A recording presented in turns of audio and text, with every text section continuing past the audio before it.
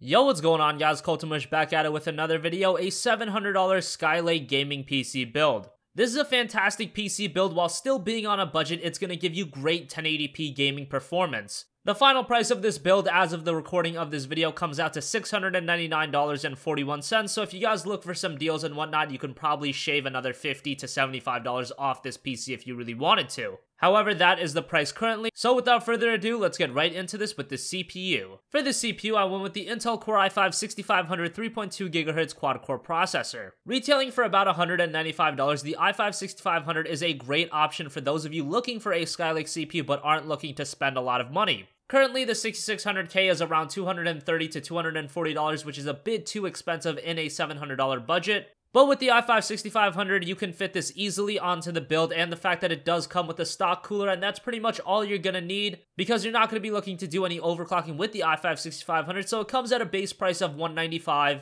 and that's pretty good. It's still clocked at 3.2 GHz, which is fairly good. And if paired with a pretty good GPU, the i5-6500 performs really well in all of the latest games. For the motherboard, I went with the Gigabyte G8-H170-D3H Micro ATX LJ1151 motherboard. Now yes, it is a Micro ATX motherboard, but for the price of $90, you're still going to be getting all the features that you want from a budget end motherboard. It's got 4 RAM slots up to DDR4 2133 up to 64 GB of max memory. It's got RAID support, you've got 2 SATA 6GB/s ports, and you've got onboard USB 3 headers. Gigabyte has a pretty good track record with their motherboard, and this is very well reviewed on sites like Amazon and Newegg. So for the price that you're getting it for, the Gigabyte G8-170M-D3H is a really good option in this build. For the memory, I went with Kingston HyperX Fury Black 8GB, 2 4GB sticks running at DDR4 2133 memory.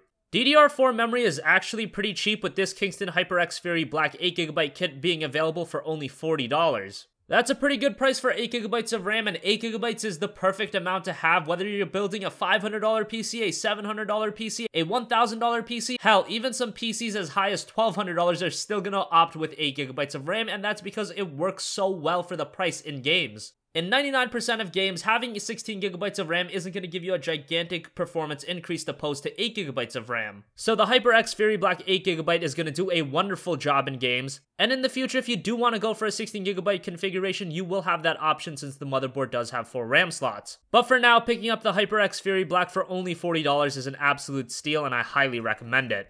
Moving on to storage, I decided to go with a mechanical hard drive only, the Western Digital Caviar Blue 1TB. I would highly recommend, if you guys do have the extra $50, to get a 120GB SSD since those are so cheap now. Put your OS on it and your key applications, and that will be a very nice addition to this build. However, that is an upgrade that you can also make later on down the line, so I'll leave it up to you guys whether or not you want to fork out the extra $50. If you decide not to, you can still just pick up the Western Digital Caviar Blue 1TB. I've had this hard drive for the last 4 years, and it's been rocking solid ever since. And for only $48, you're getting 1TB of storage, which is very good. I think most people are going to be fine with 1TB, although as I've mentioned in previous games, a lot of game file sizes these days are going up and up. So for some people, if you do download all of the latest games and you like to have all your games downloaded at once, 1TB might not even be enough. If you think you might fall under that category, I would recommend taking a look at some of the Seagate 2 and 3TB drives. You can get them pretty cheap. I have a 3TB drive from Seagate myself, and it's been working great for the last 18 months or so. Otherwise, I think the majority of you will be just fine with the Caviar Blue 1TB. For the GPU, I went with the Sapphire Radeon R9 380 4GB NITRO Dual X OC GPU.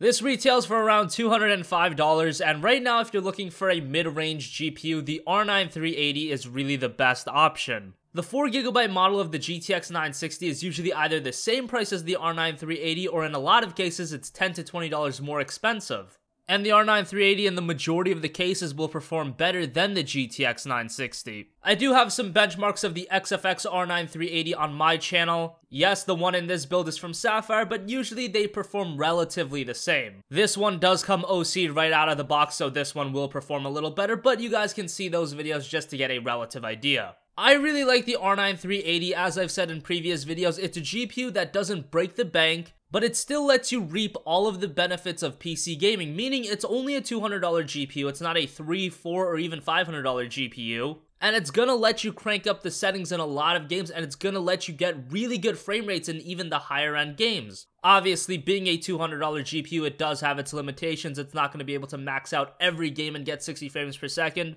But a GPU like the R9 380 will perform considerably better than a console. And when you're building a budget NPC for around $700, I think that's what most people are looking for. Newegg currently has this GPU discounted to $190 and with a $15 mail-in rebate, so if you decided to buy it from there, you can get this GPU for $175 and get a free copy of Ashes of the Singularity, and that's a ridiculous deal. I highly recommend you guys to cop that up if you guys are in the market for an R9 380. This is a fantastic mid-range GPU given the money you're spending.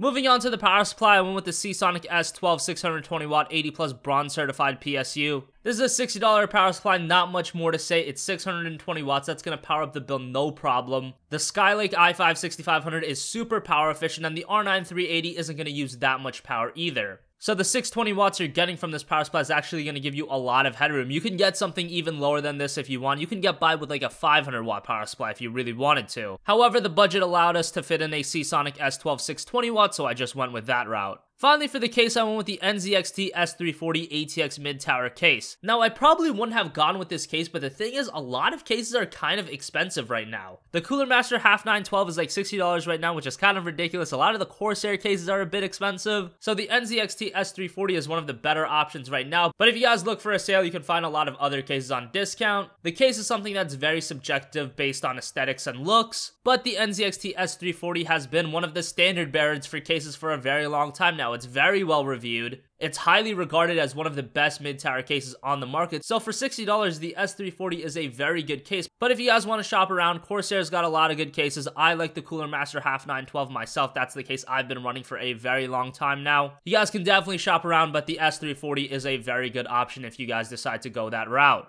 So that's gonna wrap up this video, guys. If you have a request for a future video, leave it in the comments section down below. And as always, guys, thank you for watching, and I will catch you guys in the next one. Peace out.